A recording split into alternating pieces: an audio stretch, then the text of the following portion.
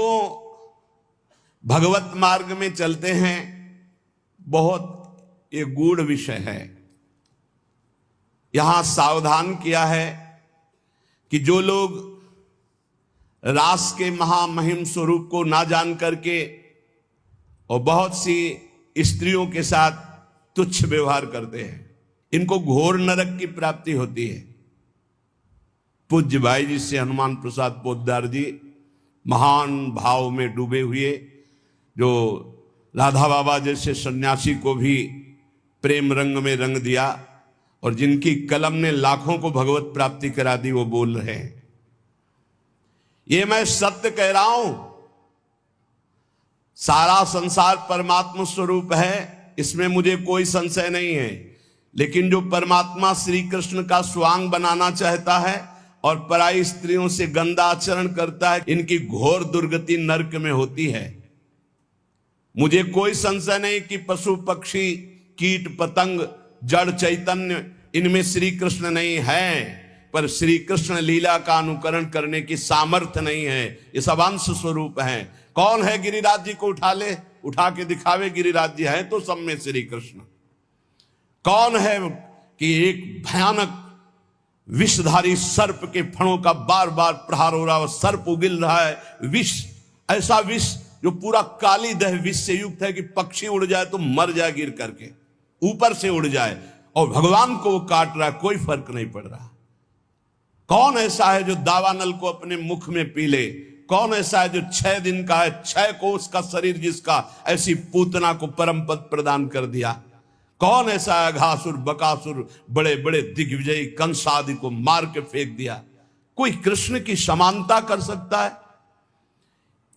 इसलिए भगवान श्री कृष्ण की आज्ञा का पालन किया जाए। ये रास का अनुकरण जो गंदी भावना से करते हैं, इनकी बहुत बड़ी दुर्गति होती है। ये मलिन गंदे काम राज्य को रास नहीं कहते हैं। पांच भौतिक, जहां देह ही नहीं है, जहां देह के अंग ही नहीं है, वहां काम लीला कैसे हो सकती है? चिदानंद शरीर में पांच भौतिक विकार नहीं होते। काम का प्रवेश पांच भौतिक शरीर में होता है, ना कि चिदानंद देह में।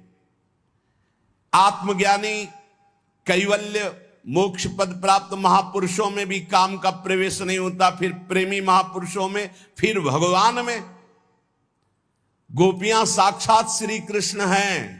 जैसे श्री कृष्ण सच्चिदानंद, ऐसे गोपी सच्चिदानंद। जैसे आत्मा सच्चिदानंद, ऐसे गोपी सच्चिदानंद।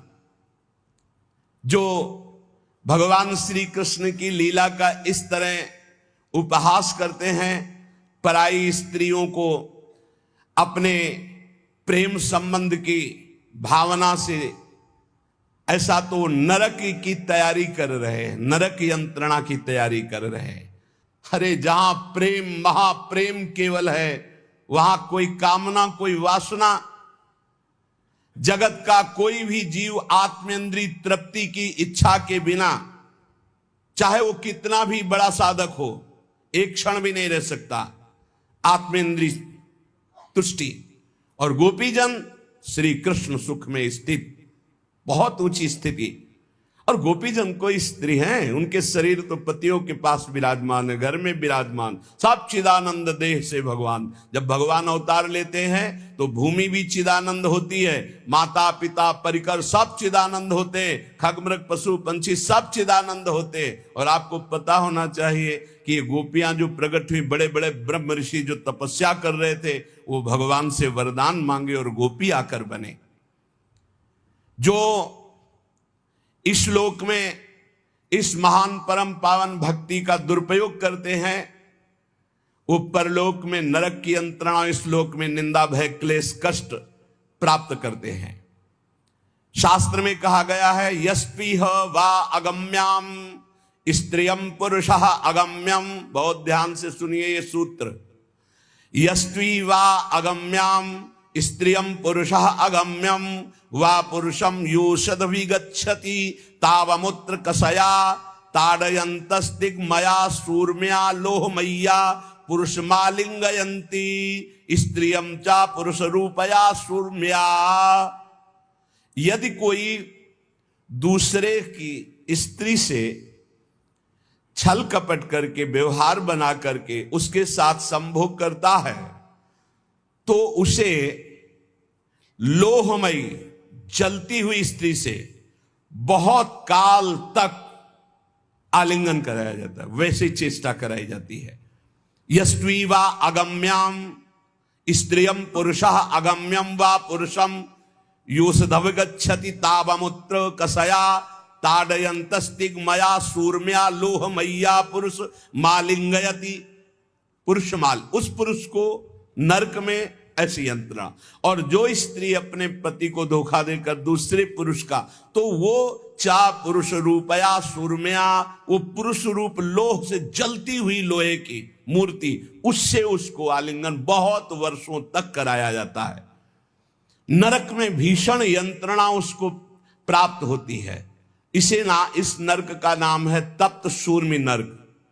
और फिर इसके बाद जब उसका जन्म होगा तो भयानक भयानक रोगों से पूरा जीवन पीड़ित रहेगा, जो दूसरी माताओं बहनों के साथ व्यभिचार करता है। अब जब कर्म का फल आता है तब कह देते हैं कि पूर्व जन्म का कर्म है, उसको भोगना पड़ेगा। हमारे साथ भगवान अन्याय कर रहा है, हमने कोई पाप कर्म नहीं किया। अगर कर्म का फल नहीं है तो गर्भ से ही बालक अपंग कैसे पैदा हो रहा है? गर्भस्थ बालक ने क्या पाप किया था इस जन्म में? गर्भ से ही नेत्रहीन क्यों पैदा हो रहा है? गर्भ से ही मूक बधिर क्यों पैदा हो रहा है? गर्भ के बाहर आया भी छोटा बालक है, खेल खेल में हाथ पैर टूट गया, क्यों? कौन सा अपराध उसने अभी किया है? ये पूर्व का है। नहीं, पूर्व का क्या प्रमाण है कि उसका जन्म हुआ है? नहीं, लाखों बार जन्म हुआ है। अगर प्रमाण ही देखना है तो देखो, भय, प्यार, प्राण पोषण, इसका पूर्वाभ्यास उसको है। पुचकारो छोटे से बालक को, वो किलकारी मारेगा। ये किसने सिखाया है कि ये प्यार का लक्षण है? ऐसे करो, वो रोने लगेगा। ये किसने, ये भय का लक्षण है। और उसके मुख में दुग्ध लगा दो, पीने लगेगा, प्राण पोषण। ये कैसे जाना? किसने सिखाया है कि देखो ये तुम्हारे मुंह पे जब लगाया जाएगा इसको तुम्हें पीना है? उसको ज्ञान है क्या? लेकिन जो ही मुख में लगाते हो पीना शुरू कर दे, पूर्वाभ्यास है। बहुत बार समझाने पर भी अज्ञानी जीव तर्क नहीं छोड़ता है। अरे पापाचरण छोड़ दो, पापाचरण करने से कई जन्मों तक आपको दुख भोगना पड़ेगा। एक एक पाप का बहुत जन्म तक दुख भोगना पड़ेगा। और यह कर्म बहुत बलवान होता है, बहुत प्रबल होता है। बड़ी कृपा भगवान की है जो बड़े भारी कर्मों का हिसाब हमें छोटे में दे करके भुगता रहे हैं। इसलिए उपासक को चाहिए कि भगवान की लीलाओं का गायन करे, ये विश्वास रख करके कि निश्चित हम परम मंगल करने वाला भगवान का नाम गुण कीर्तन है।